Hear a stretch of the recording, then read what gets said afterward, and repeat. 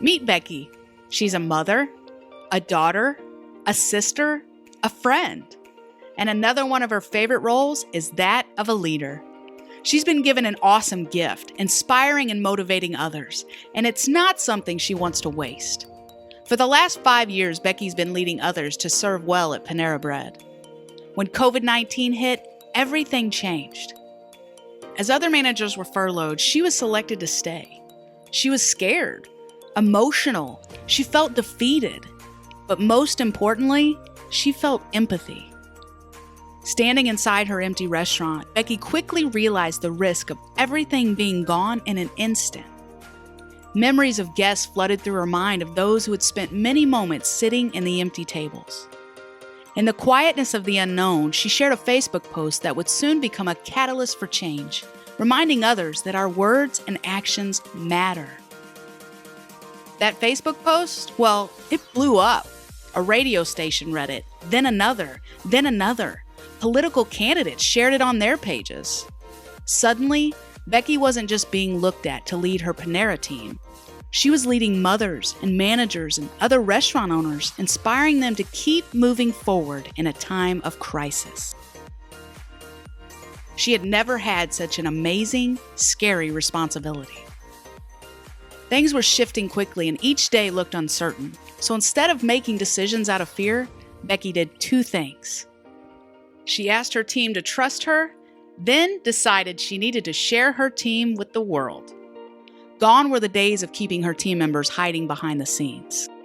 No, she was determined to show as many as possible the hardworking men and women who were striving daily to serve craveable food with a smile and keep a restaurant open during a pandemic. Then Becki took to the community and asked them for 2 very specific things: to trust her team and to support the restaurant. It turns out people were more than happy to do so. Why? Because people don't always buy a product just because they want it. No, often they'll buy it because of the person behind it. But Becki didn't stop there. She knew there was so much more that could be done besides just keeping the doors to the restaurant open. She and her team could really make a difference. They could help and serve where people needed help. She started making deliveries to those customers who were outside of the delivery area, after work and on her days off. She even taught some how to order online. Sometimes she would stand between the screen door and just sing to them, because quarantine and isolation can be very lonely. Becki wanted to continue offering delicious, craveable food to the surrounding areas, but she also wanted to be mindful of other restaurants who were struggling to keep their doors open. So she reached out to other restaurants and introduced herself. She found out what days they were closed and agreed that those would be the days she offered Panera to the community. Turns out they were so grateful for her willingness to work alongside them instead of against them that they started promoting her restaurant for her. Some put a sign on their door that said, "We're closed. If you need something, call Becki." She then started a private Facebook group for herself and other restaurant owners and managers in order to continue the circle of encouragement and inspiration to keep moving forward. Though many of their struggles were similar, some had different obstacles. One restaurant was out of toilet paper. Another needed a case of lettuce. Soon, they were doing trade with one another. Everyone was succeeding despite the chaos. In the darkest hour, instead of choosing fear and throwing in the towel, a stronger community was built. Leading others isn't always easy. Becki started struggling in her role, working long hours, thinking about work when she wasn't working. She started struggling with feelings of defeat. Leadership can sometimes get lonely. But instead of sitting in that loneliness and embracing those feelings of failure, Becki started seeking out motivation through others, books, podcasts. That's when she found Niran's story, the CEO of Panera.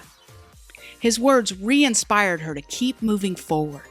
Learn, unlearn, and relearn. Becki was back. She took Niran's words and shared them with her team. She even started a hashtag, WWND. What would Niran do? Niran ended up hearing about Becki and her efforts to keep pushing forward in the midst of crisis. That one simple Facebook post she shared in the midst of uncertainty found its way to the top. Our words really do matter. Here's the thing about leadership.